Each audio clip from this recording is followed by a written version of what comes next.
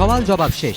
দুপুর 2:30 নাগাদ লালু প্রসাদ যাদবের সাজা ঘোষণা করবে রাঁচির বিশেষ সিবিআই আদালত। সাজা ঘোষণা হবে পশুখাদ্য মামলায় দোষী সাব্যস্ত আরও 37 জনের।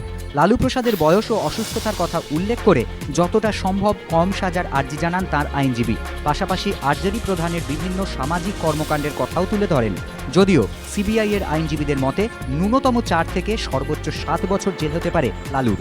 কেন্দ্রের অর্ডিন্যান্স প্রত্যাহারের পর সুপ্রিম কোর্টের রায় অনুযায়ী সাংসদ পদ খোয়াবেন লালু প্রসাদ যাদব। অক্টোবর থেকে সংস্কারের পরশ লালবাড়ির গায়ে। কিন্তু একদিকে যখন নতুন সাজে সাজতে প্রস্তুত লালবাড়ি, তখন তার প্রতিবেশী লালদিঘি বা পিছিয়ে থাকে কেন? ঐতিহাসিক এই লালদিঘিকে নতুন রূপে সাজিয়ে তোলার উদ্যোগ নিলেন মুখ্যমন্ত্রী মমতা বন্দ্যোপাধ্যায়ের নির্দেশ। 1 বছরের মধ্যে সাজিয়ে ফেলতে হবে লালদিঘিকে। পরিকল্পনা অনুযায়ী 46,000 দেশি বিদেশি গাছ বসানো হবে লালদিঘির পাড়ে। নানা ধরনের আলো দিয়ে সাজানো হবে লালদিঘিকে। দিঘিতে ছাড়া হবে 1 টন মাছ। লাইট অ্যান্ড সাউন্ডের মাধ্যমে তুলে ধরা হবে কলকাতার ইতিহাস।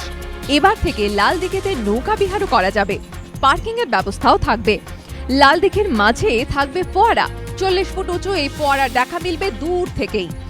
দিঘির পার মাথানো হবে পরিবেশ বান্ধব উপাদান দিয়ে। পাশাপাশি লালদিঘির পাড়ে বসার জন্য রাখা হবে সুদৃশ্য বেঞ্চ।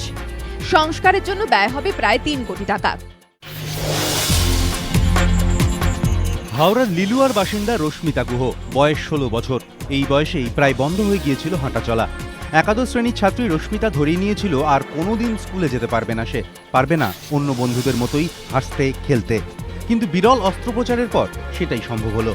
প্রথমে শ্বাসকষ্টে ভুগত রশ্মিতা, তারপর হৃদযন্ত্রের সমস্যা। তার সঙ্গে সঙ্গে শিরদাঁড়াও ক্রমেই বেঁকে যাচ্ছিল।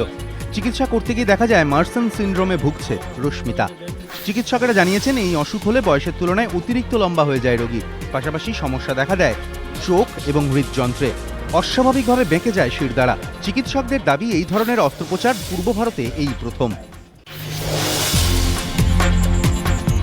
এএফসি কাপ সেমিফাইনালের আওয়ে ম্যাচে হেরেও আত্মবিশ্বাসী ইস্টবেঙ্গল। ফিরতি ঘরের ম্যাচে 2 গোলের ব্যবধানে জিতলে ফাইনালে ওঠার হাতছানি। তবে ইতিহাসের মুখে দাঁড়িয়ে থাকা মেহতাবদের আত্মবিশ্বাস বাড়াচ্ছে আল কুয়েতের বিরুদ্ধে করা জোড়া আওয়ে গোল। 22 অক্টোবর যুবভারতীতে ইস্টবেঙ্গলের সামনে থাকছে বদলার সুযোগ। শিবিরে বাড়তি সুখবর, গত ম্যাচে কার্ড দেখা ওপাড়াকে নিয়েও বিভ্রান্তি কেটেছে। এএফসি কর্তারা জানিয়েছেন কার্ড জট কাটিয়ে সেমিফাইনালের ফিরতি হোম ম্যাচে খেলতে বাধা নেই নাইজেরিয়ান ডিফেন্ডারের।